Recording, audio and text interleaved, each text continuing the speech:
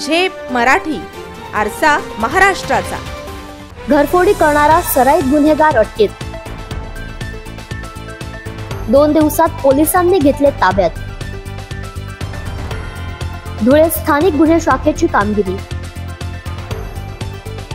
धुळे शहरातील देवपूर परिसरात घडलेल्या घरफोडी प्रकरणाचा अवघ्या 2 दिवसात उलगडा करण्यात स्थानिक गुन्हे शाखेला यश आलंय।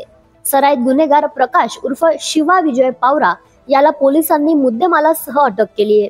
26 ऑक्टोबर 2025 रोजी देवपुरातील श्रीराम कॉलनीतील घराचे लाकडी दरवाजाचे कुलूप तोडून चोरट्याने घरातून रोख रक्कम व चांदीचे दागिने असा मुद्देमाल चोरून नेला होता।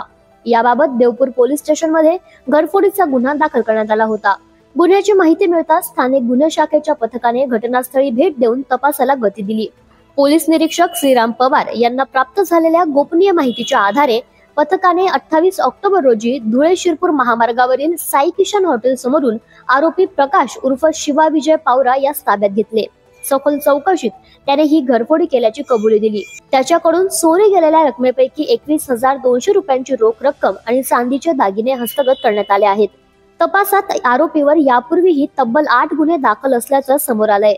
ही कामगिरी पोलीस अधीक्षक श्रीकांत दिवरे, अप्पर पोलीस अधीक्षक अजय देवरे यांच्या मार्गदर्शनाखाली पोलीस निरीक्षक श्रीराम पवार यांच्या पथकाने केली। अशाच वेगळ्या आणि ताज्या बातम्यांसाठी पाहत रहा झेप मराठी, आरसा महाराष्ट्राचा। संपादक प्राध्यापक अनिल चव्हाण, धुळे।